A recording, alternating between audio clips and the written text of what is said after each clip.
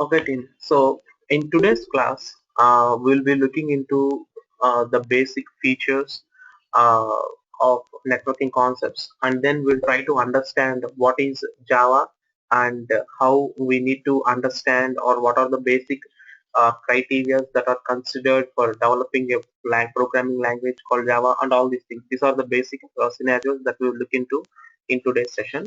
So before we jump into Java, let's start understanding these concepts. Okay. So the first question is like, let's understand what exactly is a network. Okay.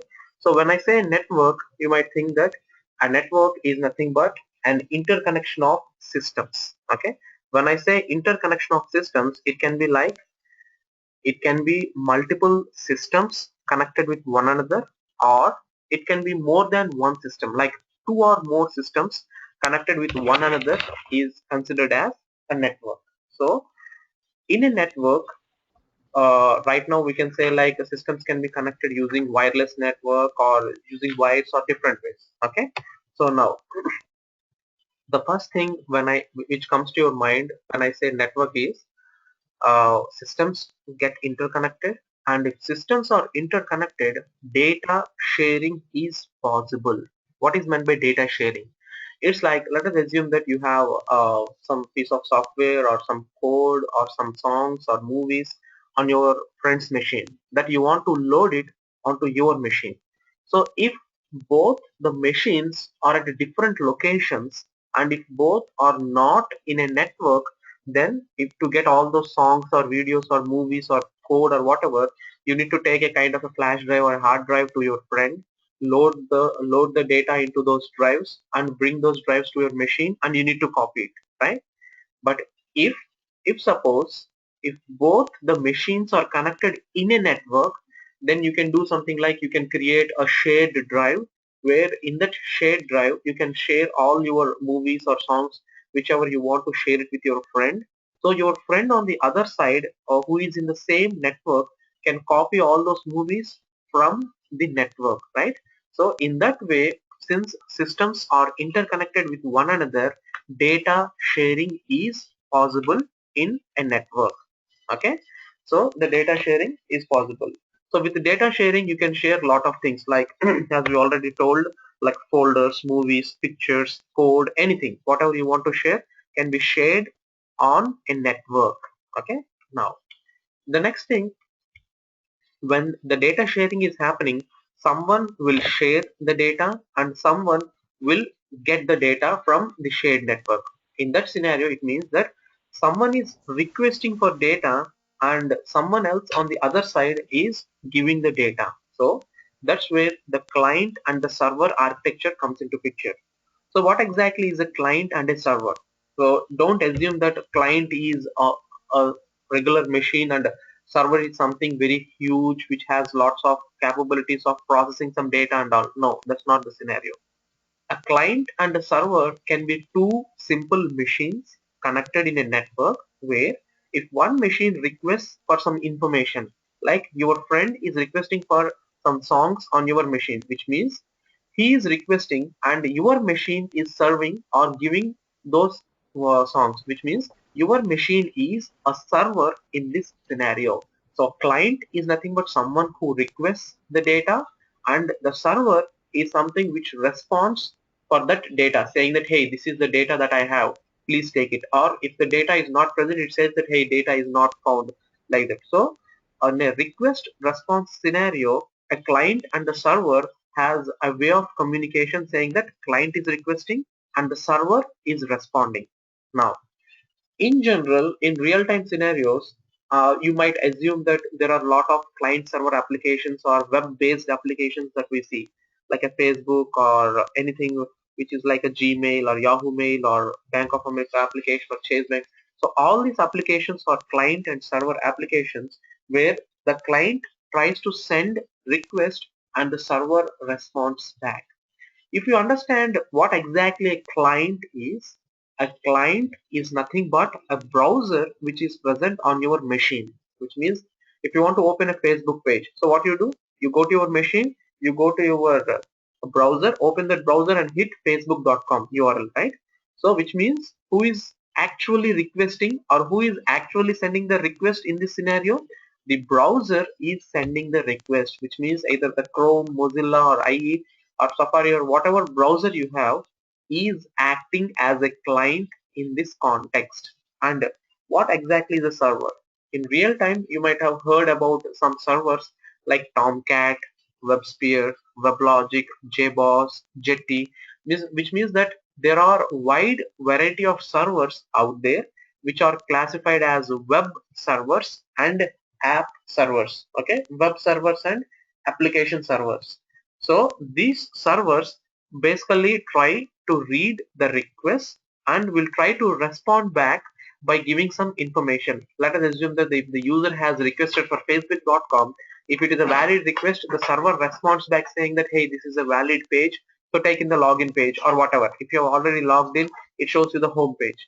In the same way, if the user has requested for a URL which is not present on the server, then he will get back an error saying that, hey, the page is not found and all, right? So the client is nothing but the web browsers on your machine, and the server are something like machines which are of type of web or app servers. We will look into these servers more when we go to advanced topics, but for time being, just understand that server is something which is responding back to the client's request.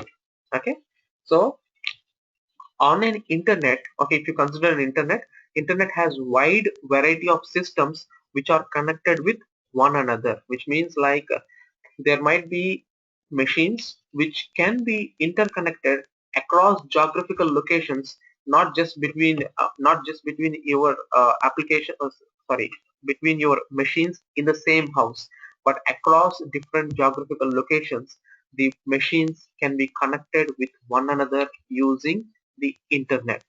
Okay, so this is the basic fundamental idea that I would like to give upon this network and client server architecture. Any questions till this point?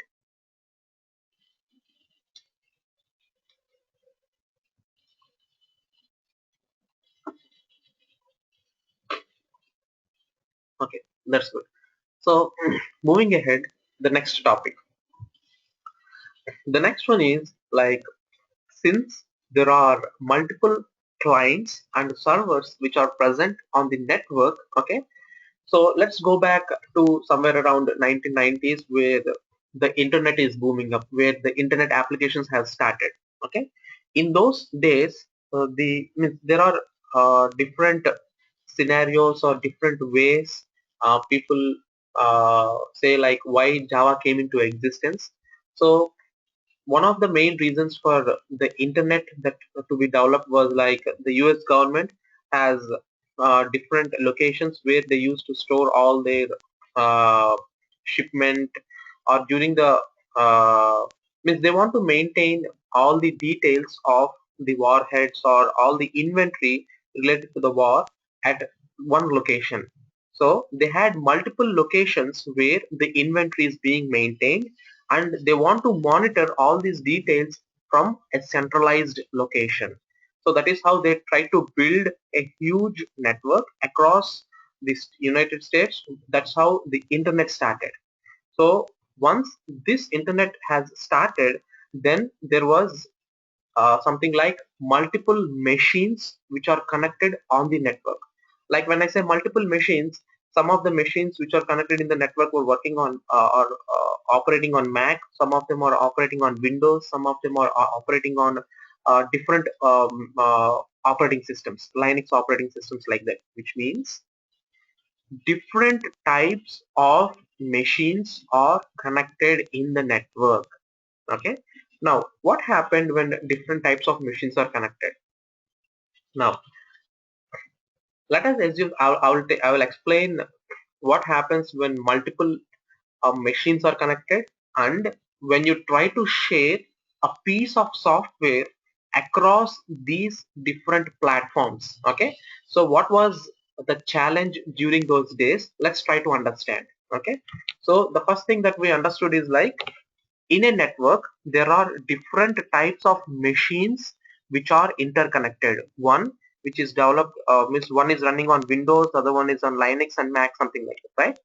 So Let's understand a simple scenario. Let us assume that there is a program which is written in C language, okay, which is written in the C language on a Windows machine, okay. So in those old days when people wrote a program on a C language, let us assume that the program they want to share with different machines which are present at different locations. So a program written on C language, if it is shared directly to any machine which is running on Linux or Mac operating systems, the program will not work, or the program is not compatible. Okay, so which means that the .c program, I'm not sure like how many of you have worked with C programming language. Ultimately, if you notice, in a C programming language, .exe file is the one which will be given as an output. So that .exe file is suitable for a Windows environment. Why? Because Windows can understand the .exe file. Now, if you share the .exe file onto a Linux or a Mac operating systems, they cannot understand the .exe files.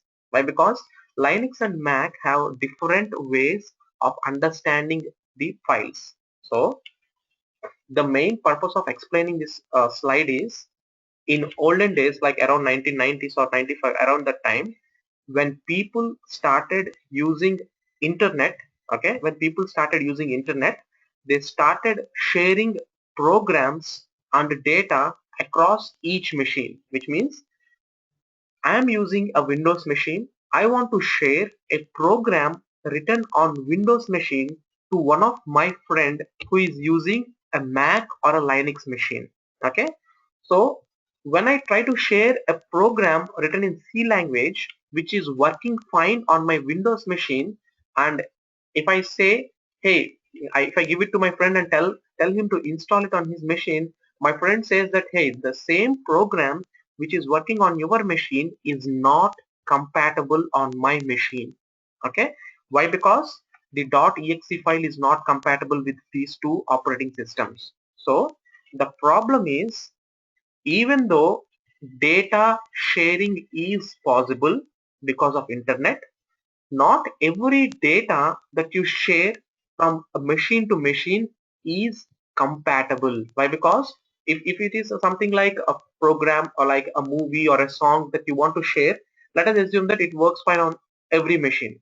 But if you want to share a .exe file, it will not work on other machines, which means in those olden days, when programs are written in programming languages like C or C++, the programs written on one platform are not compatible for other platforms, which means even though data sharing is possible, they cannot really make use of the programs across platforms because of these programming languages.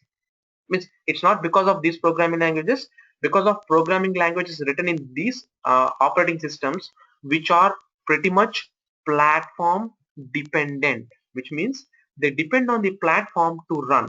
Okay, so they are not possible to run on other machines. So people started facing issues saying that even though data sharing is possible, programs are not working. So they thought that, hey, is there a better solution where when I'm working on an internet and if I want to share my programs with everyone in the network, is there a better programming language which can help me in creating programs in such a way that all those programs can run across every machine, which means a program written on Windows machine can work on Linux and can work on Mac. The same way, a program written on Mac machine can work on Linux and can work on Windows. Is there any programming language like that? That is what the question was.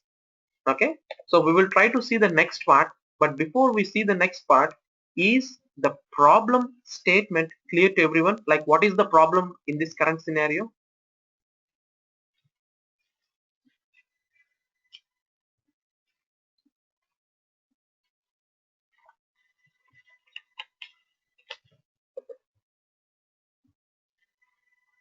Okay, that's good thing.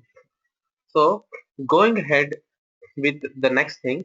Yeah, that's correct. Basically, the problem is platform dependency. All those programming languages out there which are present in those olden days are pretty much platform dependent, which means if I write a C programming language on a Windows machine, it only works on Windows machine. It will not work on Linux and Mac operating systems. Okay, that's the point.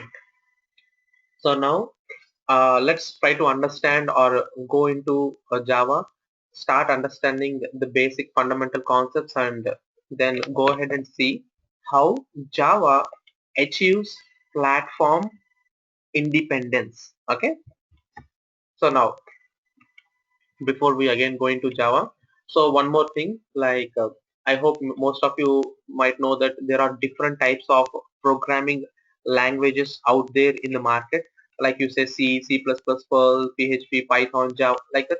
There are many programming languages which are out there in the market, but not everything is famous. Okay, why? Because there are a lot of features surrounding it. Okay, we will see all those features step by step, but the main agenda for our sessions would be understanding the programming language called Java and how it helps us in attaining the features of platform independence and all other features. Okay, so now if you broadly classify the types of programming languages out there, you can consider them as three major types, like sequential programming, object oriented programming, and aspect oriented programming. And we will be looking mostly into object oriented programming only, but to give a brief heads up of sequential programming like C, basic, Pascal and all, the way you try to tackle the problem is like, suppose if you are given a problem to solve it in a sequential programming language, you try to write sequence of functions, which means that function 1 does some functionality, then after function 1 calls function 2, and function 2 calls function 3, which means you will try to write a sequence of functions which help us in resolving the problem. So you try to tackle the problem in sequence. Okay, it's a sequential programming language. Now aspect oriented is something which we see a little bit more in aspect J or in Spring. Okay, let's leave that and let's come back to object oriented programming language, Java, C++, and C Sharp. That's what you see here, like object oriented programming languages. Now uh, Java is considered as object oriented programming. Now let us consider what exactly is object oriented programming and why we consider Java as object oriented programming. Okay, so before that, let me ask a quick question to everyone. Okay, so just let me know whatever comes to your mind. Okay, uh, let us assume that there is a company called Apple which comes to a client X, okay, a software development company X, and Apple asks the software company X saying that, hey, I need an online portal where I can sell all the Apple products to the end customers. That is the requirement that Apple gives to software company X. Now, the company X has to create a solution for Apple, like creating a website and all those things. Okay, now how exactly you try to tackle this problem, or what exactly comes to your mind when you think of providing a solution for this problem? Anyone, any guess? Anything, right or wrong, just make a guess.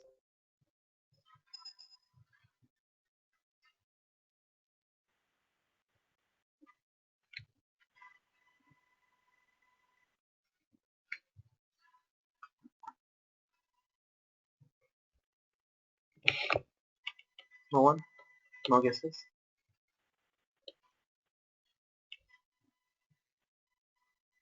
Azil, any guess?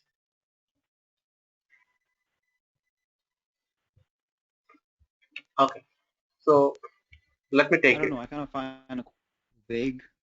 Yeah, please go ahead. Means anything, even if it's right. See, one thing that I suggest everyone is, even though if you feel like the answer is right or the answer is wrong, please go ahead and answer it in the class. Why? Because that improves a lot of understanding, and I can correct you if you go wrong somewhere. Okay?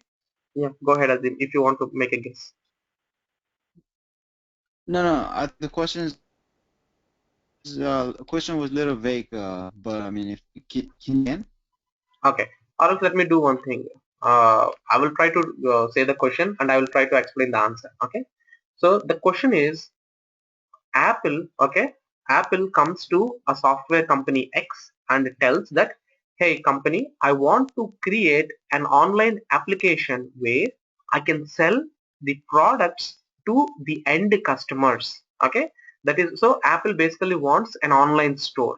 That's what the requirement of Apple is.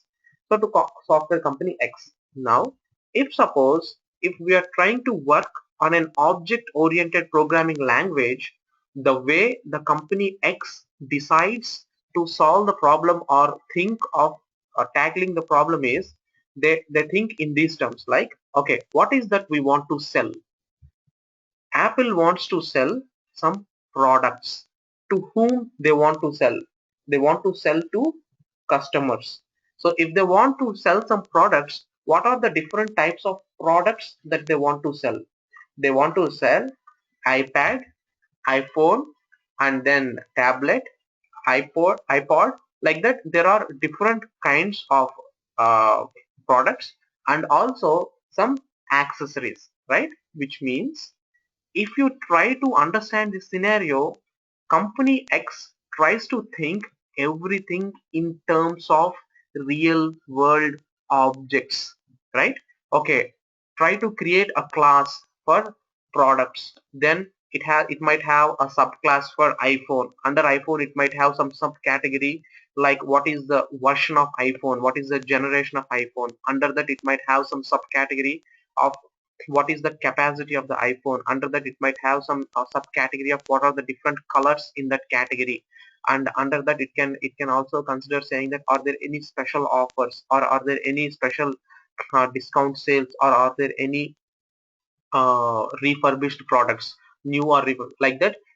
It tries to understand or tackle the problem with relation to the real world objects, right?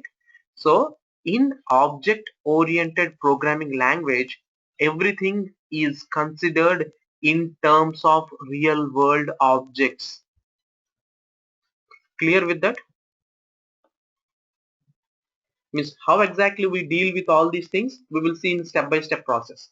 But for time being, you need to understand that when I say object oriented programming language, it means everything is considered in terms of real world objects, like a person or a product or a retail store or a credit card payment.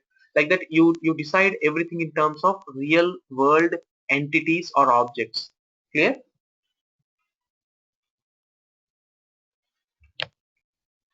Okay, that's good. Now the next thing here is, people might get a doubt like, how exactly or what exactly is considered as an object oriented programming language. Okay, let us assume that tomorrow you want to develop a programming language called some ABC programming language. So you discover or you develop a programming language called ABC programming language. Now, can you call that ABC programming language as object oriented? The answer is no. Why? Then what are the specific criteria that the new software or any existing software or a language must exhibit to be called as object oriented programming language? So if you see, there are certain standard features which are defined, like object oriented programming principles, okay, abstraction, encapsulation, polymorphism, and inheritance. These are the basic features which must be exhibited by each and every programming language that needs to be called as object oriented programming language. Okay, so if I say like Java or C Sharp or C++, all those programming languages exhibit these kind of features. So we will understand these features at a very high level now, but I will explain these features in detail whenever we start writing programs, like how we understand this abstraction and encapsulation, everything in detail. Okay. Now the first thing, abstraction. Okay. So what are these? These are the features of object-oriented programming language. The first feature is abstraction. So when I say abstraction, abstraction means hiding the unnecessary data from the user and exposing only essential information, which means let us assume that you have a car, you go to a store and you buy a remote car. So when you try to buy a remote car and try to play with it, all you need to understand is how exactly the keys needs to be used. If I want to go front, what is the key? If I want to go to the right, what is the key? Apart from that, you don't need to understand how the logic motherboard is present inside, or what is the circuit on that motherboard. All these things, we don't worry about all these things. So what is happening in this scenario? Whatever controls which we have are being abstracted or are being hidden in a remote control, and all you get is a kind of a joystick or a remote which will help you to drive your car or steer your car, right? So abstraction in Java also does the same thing. It tries to hide the unnecessary information and will give you only the necessary information that you need to show it to the end client. Okay. So this feature we will see in a programmatical manner, but just have an understanding of what is abstraction. Now the next thing is encapsulation. So encapsulation, the name itself says that capsulation. So if you go to a drugstore and try to buy a pill, you might see that there might be some medicines which are in the form of some pills, where there might be some medicine which is stored inside that pill. So what exactly the plastic cover which is surrounding that medicine is doing? That plastic outer shell is trying to protect the inner medicine, so that the shell can protect the medicine from the outside world, right? So the shell binds everything inside it, or the shell holds all the medicine inside it, right? The same is the case the in Java also. We use a concept of a class which will hold everything for you. Okay. So again we'll see this in a programmatical way. So but encapsulation is nothing but trying to bind in the form of a capsule and store something inside it. Okay, just remember that for time being.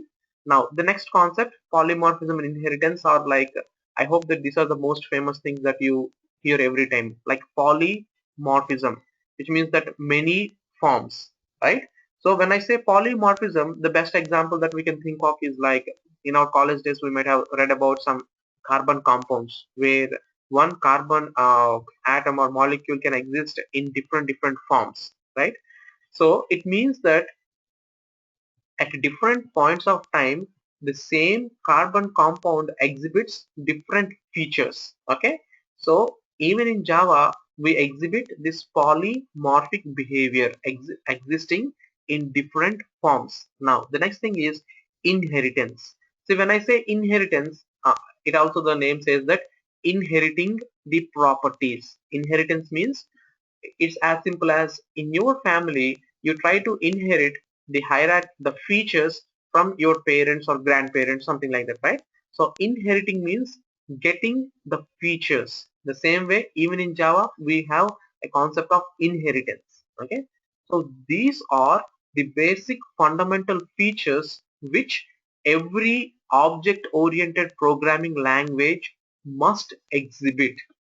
Okay, clear to everyone?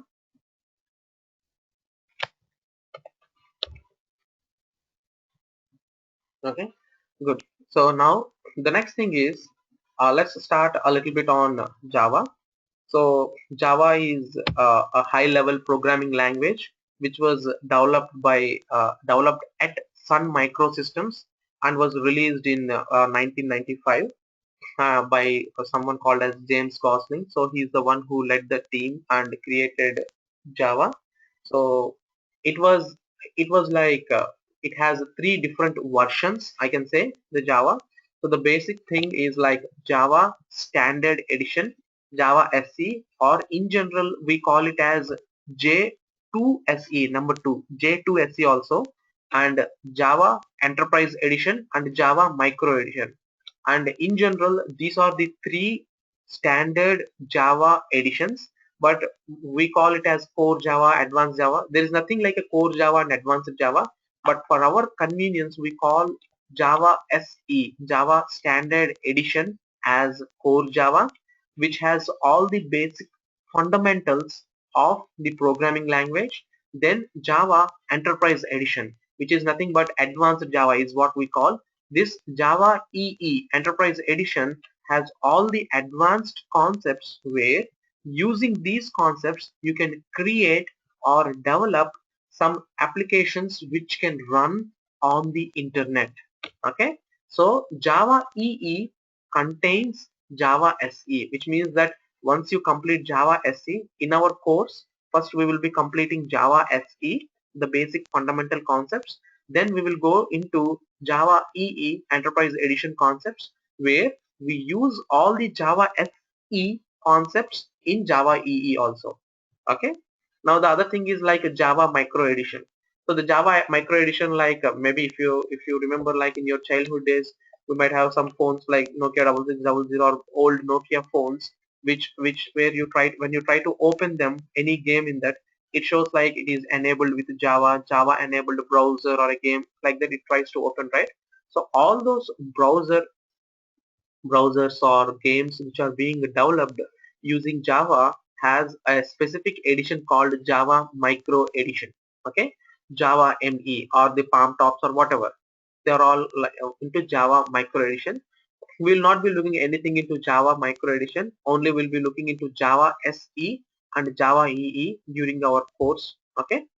So this is the basic idea regarding the editions which are present, or different things which are present in Java. Okay. So the next thing is like trying to download and install. Maybe I hope everyone has a clear understanding of how to download and install Java uh, based on the videos which I have shared, like the two videos, the Java 8 in download and install. I hope everyone has installed Java and try to check in the command prompt by giving Java hyphen version, which will tell you like what is the version of software that you have exactly downloaded and installed.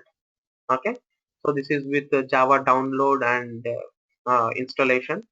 Now if you watch that video, you might have understood like JDK and JRE which are present in it. So to install Java, I hope you might have downloaded something called as JDK, Java Development Kit. And there is one more thing called JRE which is also installed along with it. So JDK stands for Java Development Kit, which is a kind of an entire package or a set which has the features of compiling your program and running your program, which means like basically if you want to run a Java program, you just need a JRE, Java Runtime Environment only, if you want to run a Java program. But if you want to develop a Java program and then compile it and run it, do all the scenarios, you need to have JDK. Okay, so JDK is something which is considered as the entire package, and JRE is considered as a subset of JDK. So JRE is a smaller package and JDK is a bigger version of it. Okay, clear till this point to everyone? Any questions? I would just let me know. Okay, yeah, that's good thing. Now going back to the concept of, I hope everyone understood the previous concepts where we try to understand like during uh, the creation of a programs for the internet, the programming languages like C and C++, which are present out there, are not suitable because they are platform dependent. That is the problem that we understood initially. Now let us see if the programming language called Java will it address or handle this problem for the internet or not. Okay, so whatever I'm going to explain is considered as the most important slide in Java. Maybe, oh sorry. So I want you to concentrate more on this and let me know if you get confused or if you need more explanation on this. Okay. So before I explain how Java attains that, let me explain a simple scenario. Okay. So let us assume that the American president like Obama is trying to travel abroad to different countries. Okay, so he is trying to travel abroad to different countries. So let us say that he is going to India and he is going to China and he is going to France. So at three different times he is going to three different locations. So let us assume that if he is going to India and if suppose if all the Indian delegates will only talk in Hindi. Now the next thing is Obama cannot talk in Hindi, right? So he talks in English and there should be someone in between who can convert what exactly the president is talking into a language which Indian delegates can understand. The same way, when the Indian delegates try to respond back to those comments, then there should be someone who needs to convert that back into something which the president can understand. The same way, if he goes to China, the same is the case. If he goes to France, same is the case. Which means that there should be someone who must translate the stuff for him. So they are called as translators. Now, will a quick question, a general question. Will there be only one translator who will be translating English to every other language in the world, or in general will the translators be different for different languages?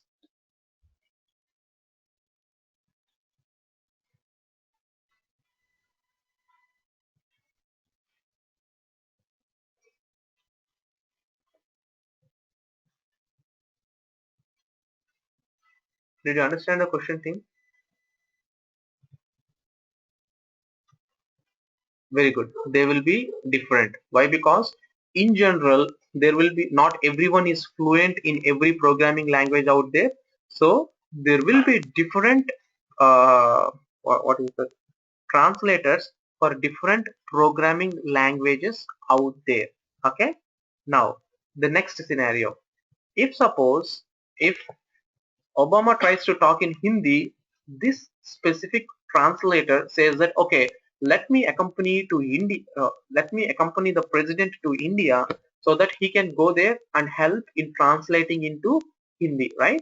Now, if you understand this specific example, then I would like to correlate the same example into Java and explain how Java attains platform independence.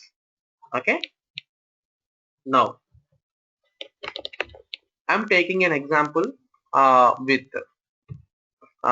something called as a program which is written, okay, a simple sample program. Let's not worry about what exactly is present in the program, but just understand that I've written a program on a Windows operating system. Okay,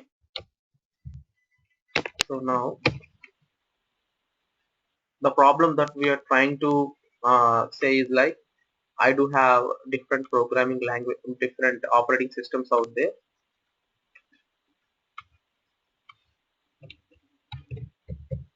So this is Windows, this is Mac, and this is Linux.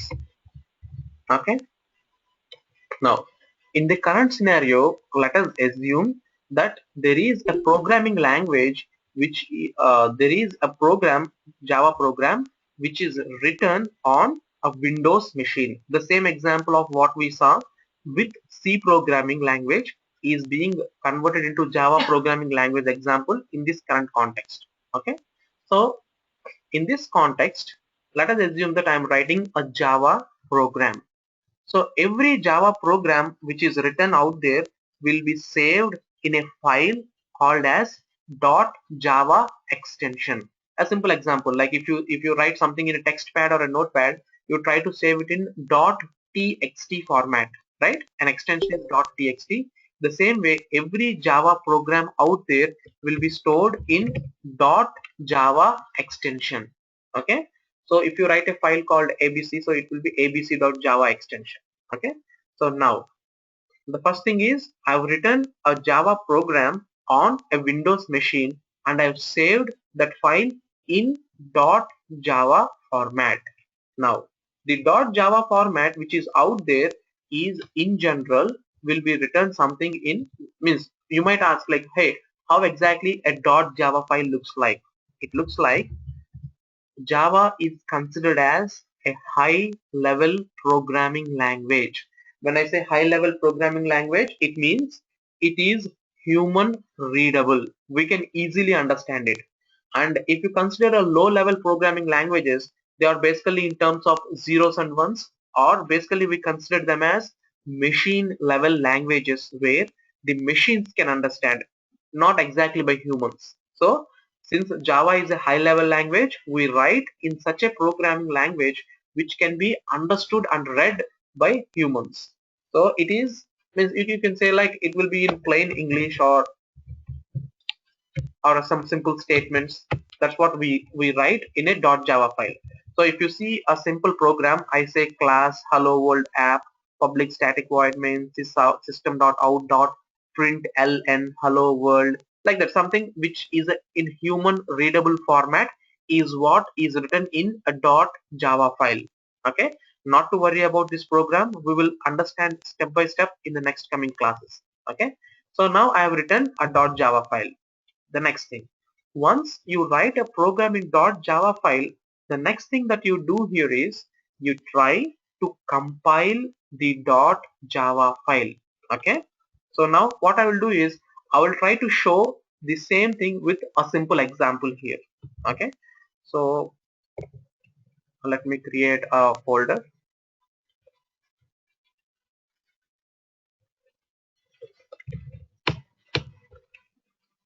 So in this, let me create a new text document.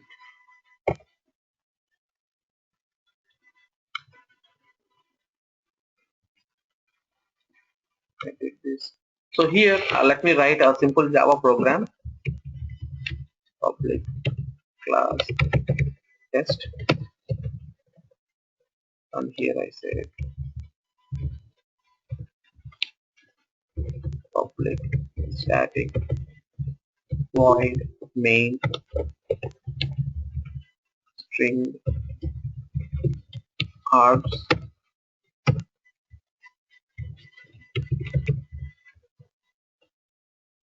system dot out dot println. I'll explain everything to you. So I've written, and let me save it. File, save as. So what I will do is I will try to save it as test.java.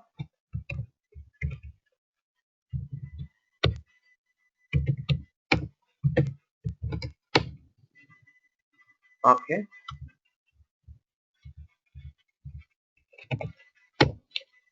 so now this is what I have created, test.java. Okay, I have written a simple Java program in this file. Now the next scenario, this is in human readable format. Now the next thing is we will try to compile the Java program. So what is meant by compiling? Compiling is nothing but trying to check if there are any syntactical mistakes that we have done while writing a program. Okay, so let me try to compile it. So I go to a command prompt So let me go to this location.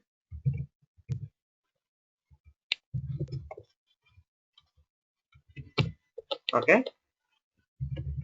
So if you see, I do have one file called test.java in this current folder.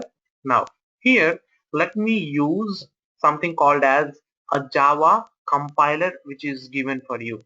Now, when I start typing in Java compiler like a Java C stands for the Java compiler. So what exactly is this Java C, and how exactly the command prompt knows that this is the Java compiler that it needs to take. So what happens when you type Java C is, so before I type in Java C, let me open one more command prompt and say something like, so if everyone types in something called as a path in your command prompt, it will show you all the locations of, means in your environment variables, you might have set some path variables, right? So all those will be shown, and if you see, there should be some location where I might have set my Java. So do you see here?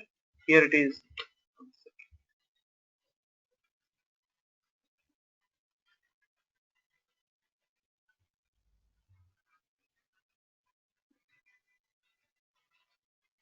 So here it shows the location of Java which I'm trying to use, right?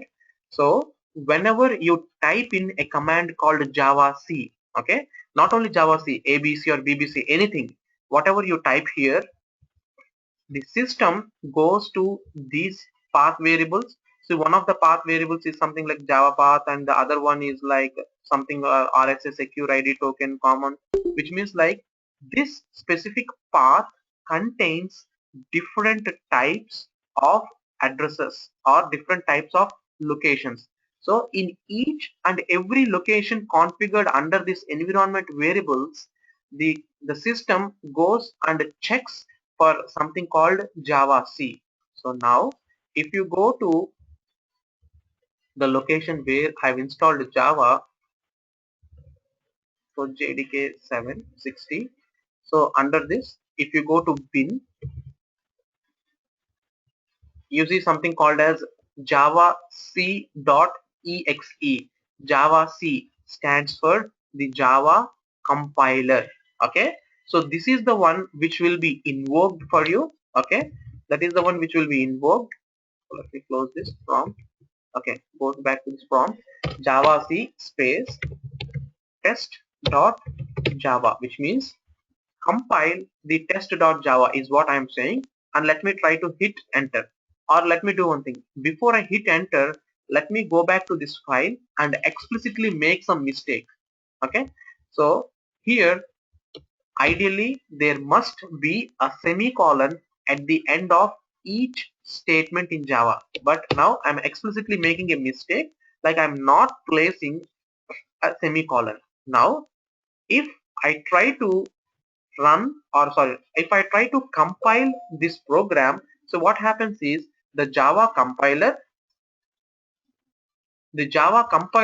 basically tells, hey, you did something wrong at line number 4. That is what the Java compiler starts complaining, which means the compiler basically checks whether syntactically you are writing the code in a proper manner or not. Okay, syntactic mistakes are there or not. So if I hit enter, it is compiling the Java program. So once it compiles, see here, did you see test.java is the file name, 4 is the line number, error, semicolon expected at system.out.println. Okay, this is the location. It shows like this is where it is expecting a semicolon. That is what it shows, and one error. So let me go back to my file, fix that error, save the file, Control S, and come back to the command prompt and run it. Okay, I'm going to run it, hit enter. Oh, sorry. Let me say Java C test.java and hit enter.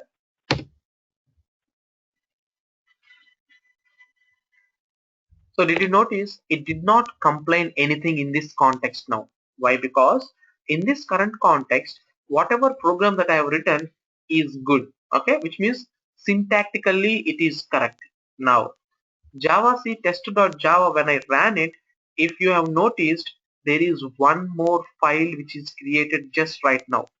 Okay, which means a dot class file is the output for the Java C compiler. Now you might ask the question, hey, what exactly is the dot class file and what exactly the dot class file contains? The dot class file contains bytecode, which means a specific format which the compiler has generated for you, and the bytecode is something which we cannot read. Okay, it is basically understood by the compilers, means it is basically written by the compilers. We don't understand the bytecode, so bytecode is what is present in the dot class file. So dot java file is something which is human readable, but dot class file is not human readable. Okay, it contains the bytecode. So now we saw a dot java file once, then the dot java file compile it with, people please be on mute.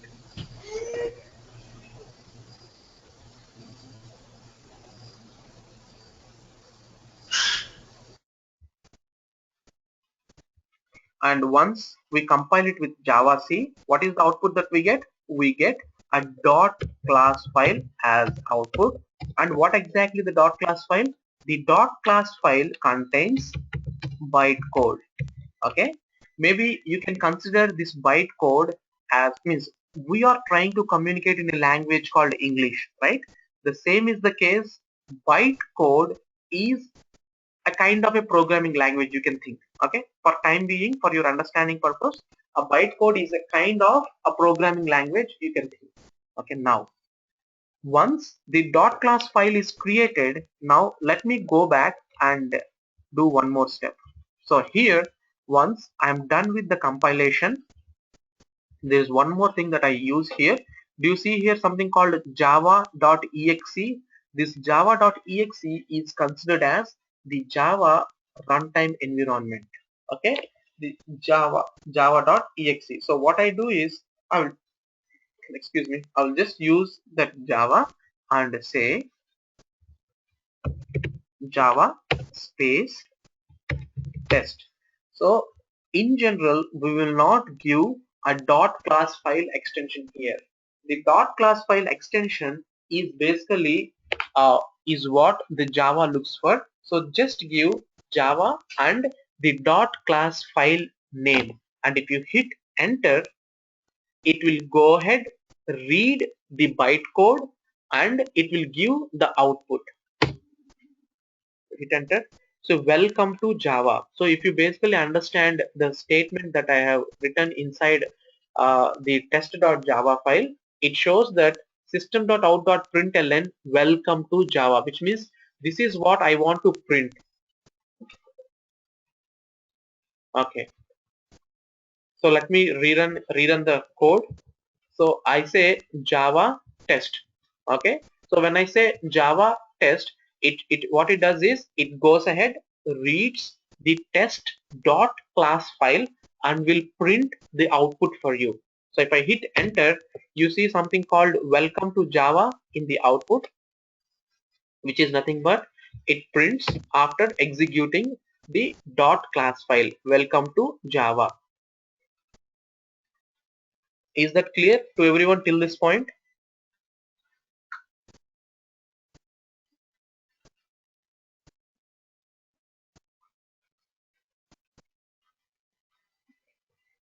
Okay, yeah, that's good. Awesome. Now, the next thing that we need to understand here is how Java attains platform independence. Okay, how Java attains platform independence. Now, the example that we saw here is basically on a Windows operating system. Now, you might get a question like, if this is the case, then how the programming language, means if you write a program in Java, how you can achieve platform independence? That might be the question that you might get. Okay, so the answer to that is, in general, whenever you create a dot class file, the dot class file is what you share with your friend. Okay, so in a network, so let me show you something here in the diagram. So what exactly we did, we wrote a Java program, then gave the Java program to a compiler, where the compiler generates a dot class file. Now if you share the dot class file to any operating system, every operating system can understand that dot class file. Okay, so to whom will you give the dot class file as input? The dot class file is given as an input to the JVM. JVM stands for Java Virtual Machine. See, what exactly is a machine? Machine is something which is like you can touch, see, feel, and which performs some operations for you. Like a laptop is a machine, a pen is a machine, a watch is a machine, a car is a machine, which you can see, touch, and feel. But a virtual machine is something like which you cannot see. It is a piece of software out there. Okay, so Java Virtual Machine is a piece of software which is out there, which will help as in running the dot class file. Okay, so let me go back here and explain some stuff.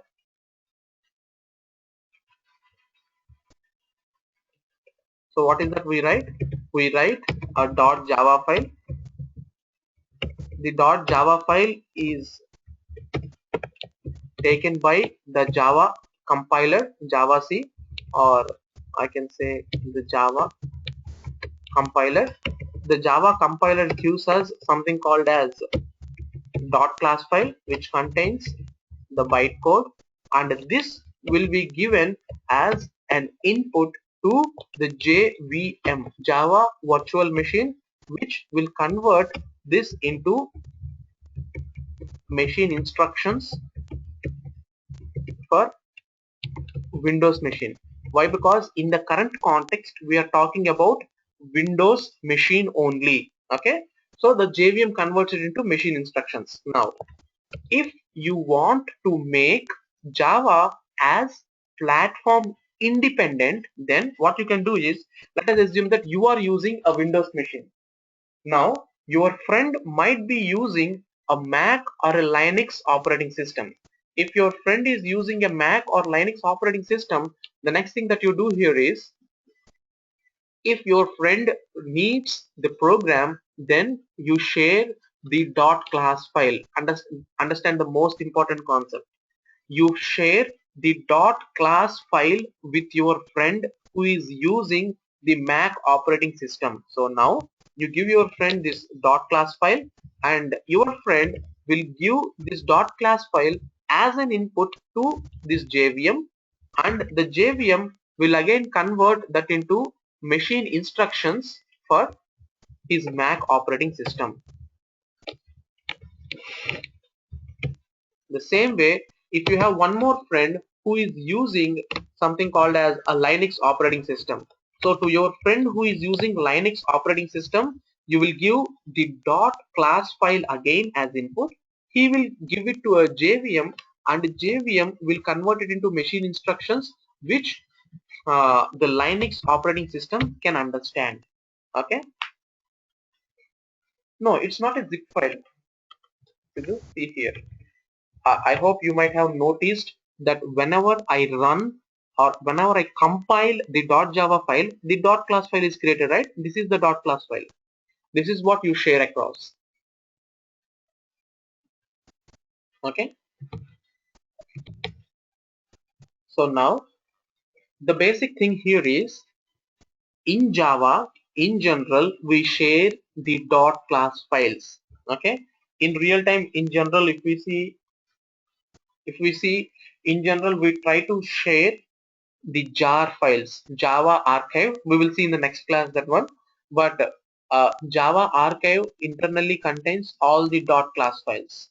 Okay, So in general, the dot class file which is generated on a machine, like what is the highlighted dot class file?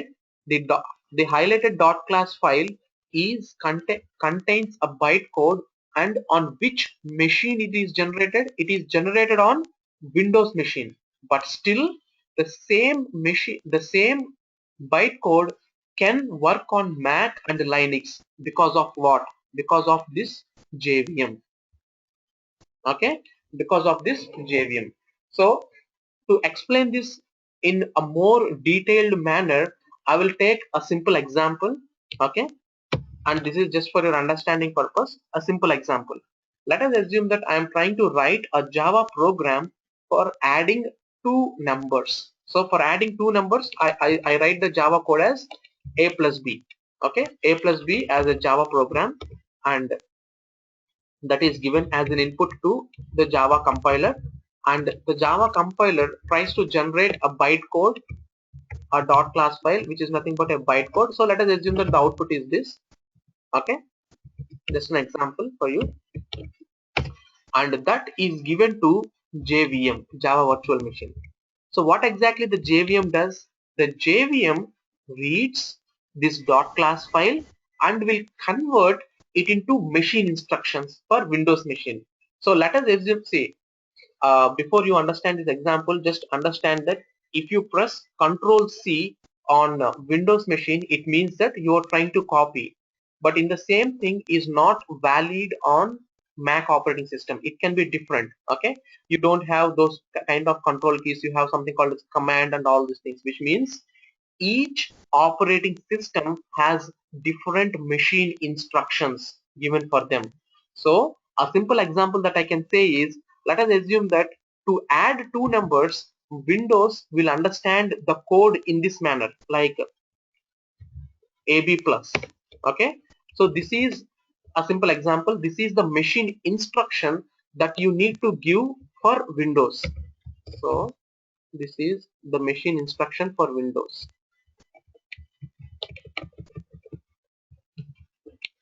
So what exactly JVM is doing? Understand.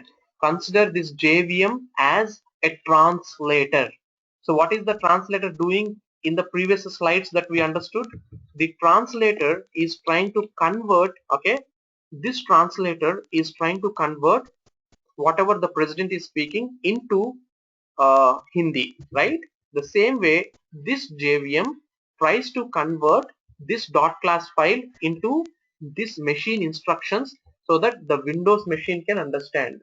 Now, if I give the same dot class file, understand here, I'm giving the same dot class file to uh, a Mac machine. So if I give the same thing to a Mac machine, on the Mac also there will be a JVM. So this JVM will convert it into machine instructions. So let us assume that the machine instructions for Mac are something like this: plus A plus B. Just a random example that I'm giving. Let us assume that this is the machine instruction. So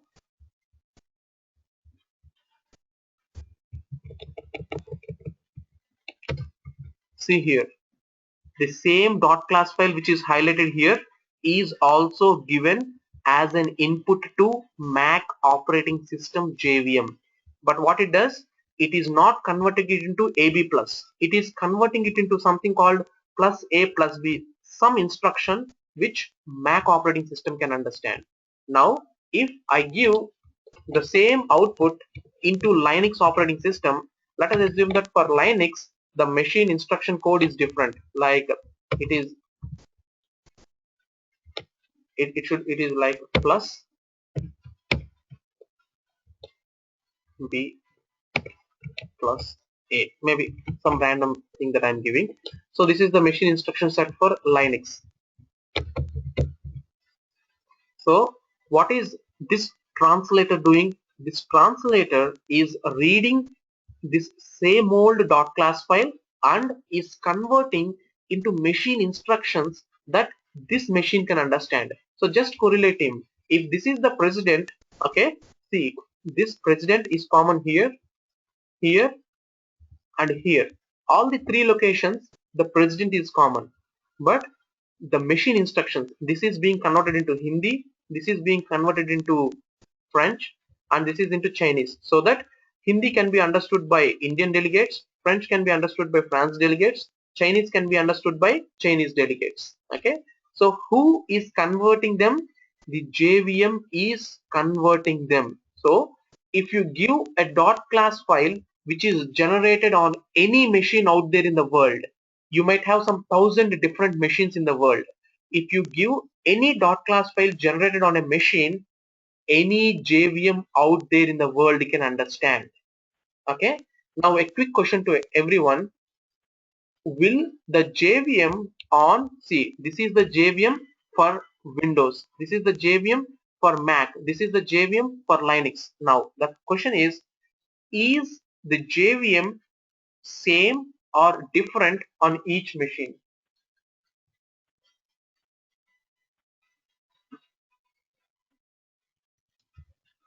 Different. So it's no, which means what is that no means? Is it same or different? It's gonna be different for every machine. It is different for every machine. Excellent.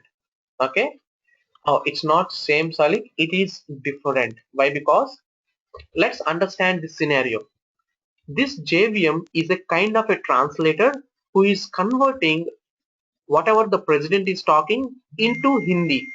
So the same JVM cannot convert the English into Chinese, right?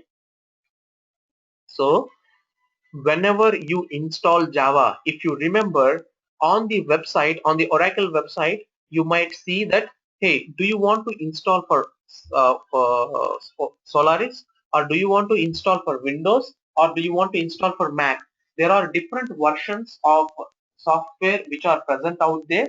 So you need to download a specific version which is suitable for your machine, and then only deploy that one, right? Why? Because what happens, each software has a JVM which is given in it. So this JVM which is written for Windows,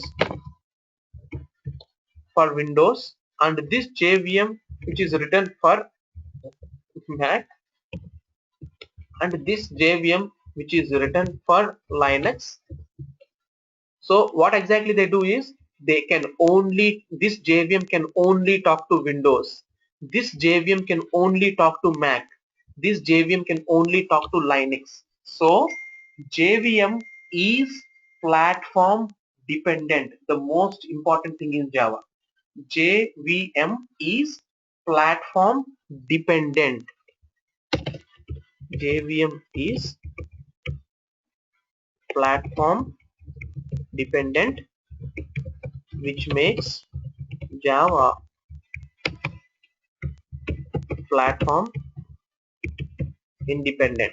Okay, so JVM makes Java platform independent, exactly like different translators out there, right? That's correct.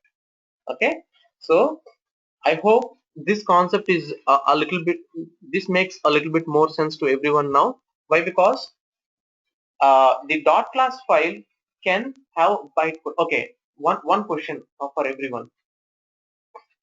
Everyone now understood that the JVM is different for every platform, right? Now the question is, can every JVM out there in the world can understand the same language? If so, what is the language?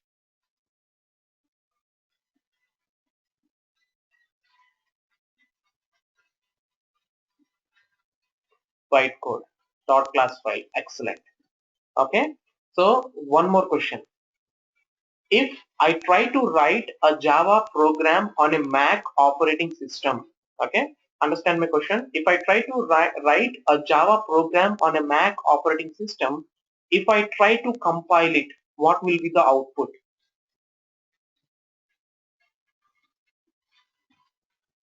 Very good. It is again a dot class file which contains bytecode in it. Now, can that bytecode be understood by the JVM which is present on Windows and Linux. Yes, very good.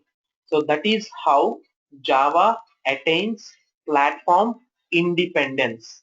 Okay, the most important thing. So now if I go back to the diagram which we are looking into, so I write a programming language in Java, store it in .java file, compile it, create a .class file, and I can feed in the .class file to any JVM out there in the world. So tomorrow, if you are trying to create a new operating system called ABC, then Java will give you like, hey, on ABC operating system, install this specific version of Java so that the JVM out there can convert the bytecode into machine instructions which the ABC operating system can understand. That is what it says. Okay. So is this concept clear to everyone? Like how Java attains platform independence? Okay. So again, the next slide is the same thing. Like a .java file, compiler .java c, it converts into .class file, which can be given to any interpreter out there in the world, like the Java interpreter, which can run on any machine. So this is how people started writing or coding in Java, and they try to attain platform independence. Why? Because on a network, on an internet, okay, there can be multiple types of machines which are interconnected. You will never know what will be the kind of machine which might be connected out there, right? So if you write the program in the .java file and try to compile it and try to share it across, everyone out there in the network can use the same program and can run it. Okay, so this is how people solved the problem. When internet is booming up, they created this programming language and they started working on it. Okay, so any questions or any doubts till this point, team?